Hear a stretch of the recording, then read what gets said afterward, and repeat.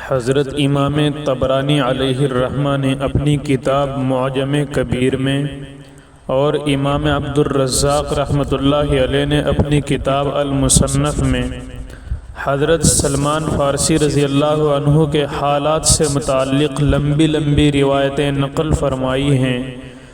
ان روایات کا مختصر خلاصہ یہ ہے کہ حضرت سلمان فارسی رضی اللہ عنہ خود اپنا واقعہ بیان فرماتے ہیں کہ صوبہ اصفہان کے شہر رام ہرمز کے علاقے میں ایک آبادی تھی جس کا نام جئی تھا۔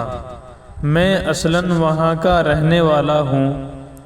میرے والد مجوسی آتش پرست تھے اور بلکہ آتش قدح کے ناظم اور سرغنہ تھے، اور ان کو مجھ سے بہت زیادہ محبت تھی اور مجھے آتش قدح میں لے جایا کرتے تھے۔ اور میرے والد کی بہت ساری زمین و جائیداد تھی۔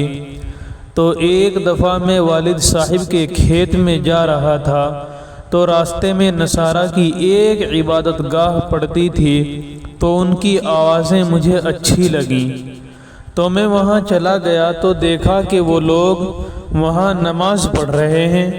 مجھے ان کی عبادت بہت پسند آئی اور والد صاحب جو کرتے تھے اس سے نفرت ہو گئی، چنانچہ میں وہاں رک گیا۔ جب میرے والد صاحب کو اس کا علم ہوا کہ میں نصارہ کی عبادت گاہوں میں جا کر پادریوں کی عبادت سے متاثر ہوں، تو مجھے والد صاحب نے گھر میں بیڑی لگا کر بند کر دیا۔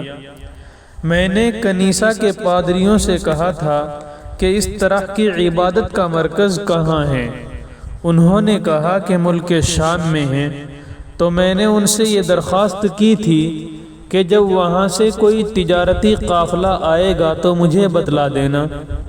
چنانچہ جب وہاں سے تجارتی قافلہ آیا اور اس قافلے کی روانگی کا وقت آیا تو میں کسی طرح بیڑی سے نکل کر فرار ہونے میں بھاگنے میں کامیاب ہو گیا اور اس قافلے کے ساتھ ملک شام کے لیے روانہ ہوا۔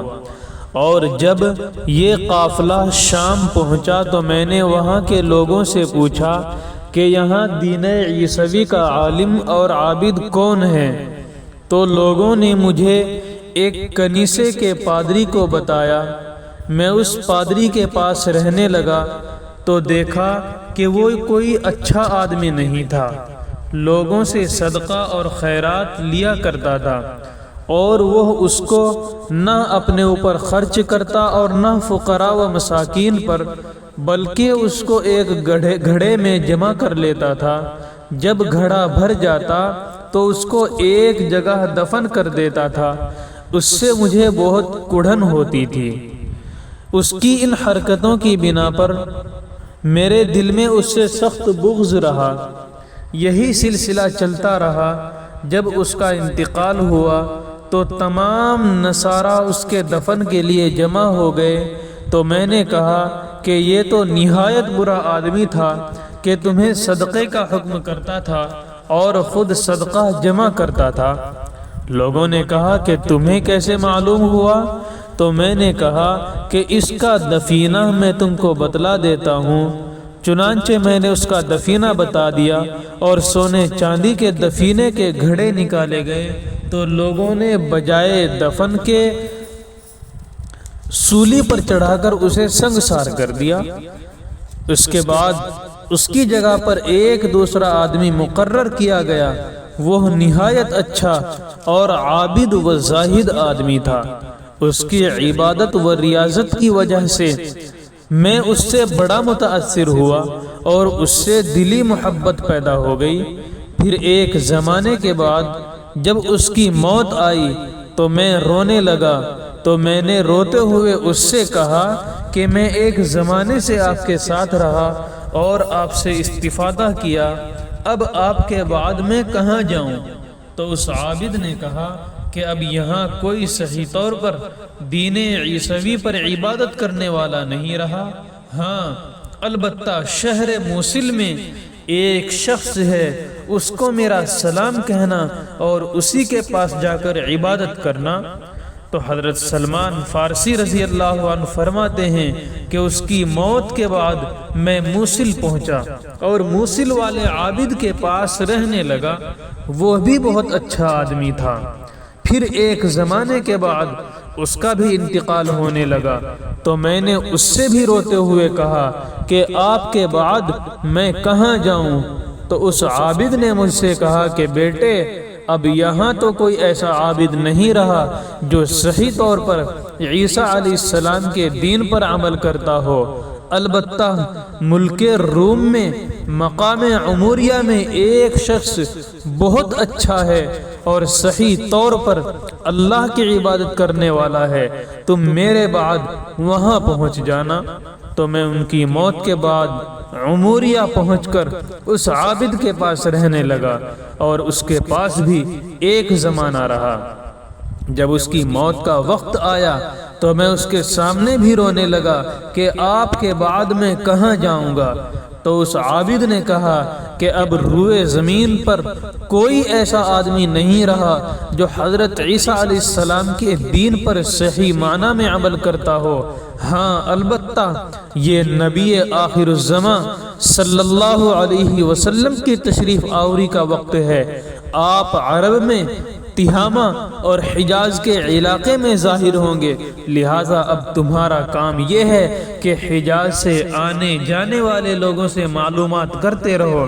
تو حضرت سلمان فارسی رضی اللہ عنہ فرماتے ہیں کہ اب میں اسی دھن میں رہا اور میں نے کچھ جانور، گائیں، بکریاں وغیرہ پال رکھی تھی، تو قبیلہ بنو کلب کے ایک تجارتی قافلے کا ادھر سے گزر ہوا۔ میں نے ان سے پوچھا کیا عرب میں کوئی ایسا آدمی پیدا ہوا؟ تو لوگوں نے کہا جی ہاں، ایک شخص ایسا پیدا ہوا ہے جو نبوت کا دعویٰ کرتا ہے۔ تو میں نے ان قافلے والوں سے کہا کہ میرے پاس یہ گائیں اور بکریاں ہیں، میں سب تم کو دے دوں گا، پس مجھے تم وہاں پہنچا دو۔ چنانچہ وہ لوگ مجھے ساتھ لے کر چلے۔ جب مقام وادی القریٰ میں پہنچے تو ان لوگوں نے میرے ساتھ یہ حرکت کی کہ وہاں کے ایک یہودی کے ہاتھ مجھے فروخت کر دیا، تو میں اس کے پاس رہنے لگا۔ کچھ دنوں کے بعد اس یہودی نے اپنے ایک رشتہ دار جو مدینۃ المنورہ کے قبیلے بنو قریظہ سے متعلق تھا، اس کے ہاتھ مجھے فروخت کر دیا۔ تو مدینہ کا منظر جب میں نے دیکھا تو مجھے ایسا لگ رہا تھا کہ یہ وہی شہر ہے جس میں نبی آخر الزمان کی جائے ہجرت ہے۔ جو صفت مجھے مقام عموریہ کے عابد نے بتلائی تھی۔ پھر کچھ دنوں کے بعد آپ صلی اللہ علیہ وسلم مدینۃ المنورہ ہجرت کر کے تشریف لائے، تو میرے مالک کا ایک چچا زاد بھائی حضور صلی اللہ علیہ وسلم کے پاس آ کر حالات بیان کرنے لگا۔ میں سن کر نہایت خوش ہوا اور کہنے والے سے پوچھا، بس پوچھنا ہی تھا کہ میرے مالک نے غصے میں میرے ایک زوردار چپت لگایا اور کہا کہ تجھ کو اس سے کیا مطلب ہے؟ تو میں نے کہا کہ میں ذرا کچھ معلومات کرنا چاہتا ہوں اور کوئی بات نہیں۔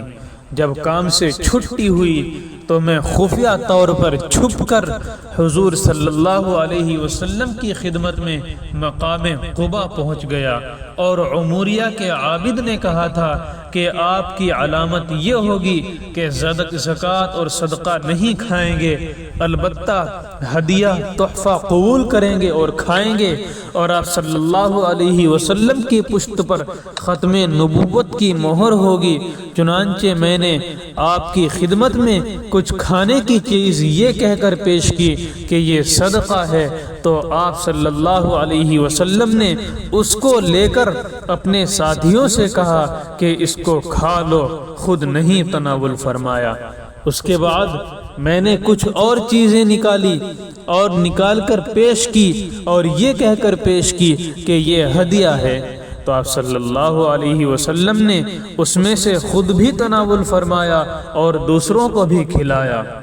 یہ دو علامتیں تو اسی وقت میں نے دیکھی، اور تیسری علامت اس طرح دیکھنی ہوئی کہ جنت البقیع میں ایک انصاری کا جنازہ پہنچا، وہاں آپ صلی اللہ علیہ وسلم تشریف فرما تھے، تو میں نے آپ صلی اللہ علیہ وسلم کو سلام کر کے آپ کی پشت کی جانب سے جا کر گریبان کی جانب سے دیکھا کہ وہی ختم نبوت کی مہر آپ کی پشت پر ہے جو میرے استاد نے عموریہ میں بتائی تھی۔ تو میں نے فوراً بوسہ دیا اور آپ صلی اللہ علیہ وسلم سے اپنا پورا واقعہ بیان کیا، تو آپ صلی اللہ علیہ وسلم نے فرمایا کہ تم اپنے آقا سے بدل کتابت کا معاملہ کر لو۔ تو فرماتے ہیں کہ میں نے 300 کھجور کے پیڑ اور 40 اوقیہ پر بدل کتابت کا معاملہ کر لیا۔ تو آپ صلی اللہ علیہ وسلم نے صحابہ کے درمیان میرے ساتھ تعاون کا اعلان کر دیا، تو یکے بعد دیگرے حضرات صحابہ کھڑے ہو کر اعلان کرتے رہے کہ میں اتنے کھجور کے پیڑ دوں گا، میں اتنے دوں گا، میں اتنے دوں گا۔ بالآخر 300 کھجور کے پیڑوں کا انتظام ہو گیا اور 40 اوقیہ کا انتظام بھی ہو گیا۔ چنانچہ یہ سب ادا کر کے اللہ نے مجھے غلامیت سے آزاد کرا دیا، اور میری اصلی مراد نبی آخر الزمان صلی اللہ علیہ وسلم کی صحبت وہ اللہ نے مجھے عنایت فرمائی۔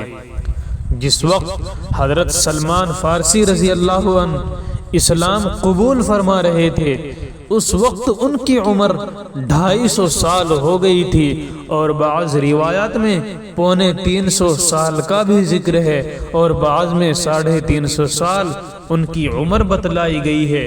ان کی زندگی کا اکثر حصہ صرف صحیح دین اور علم دین کی جستجو کے لیے ادھر ادھر اسفار میں گزرا۔ اسی علم نبوت کے لیے غلامیت قبول فرمائی، دولت قربان کر دی، وطن اور عزیز و اقارب سب قربان کر دیے۔ حضرت عثمان غنی رضی اللہ عنہ کے دور خلافت میں وفات پائی۔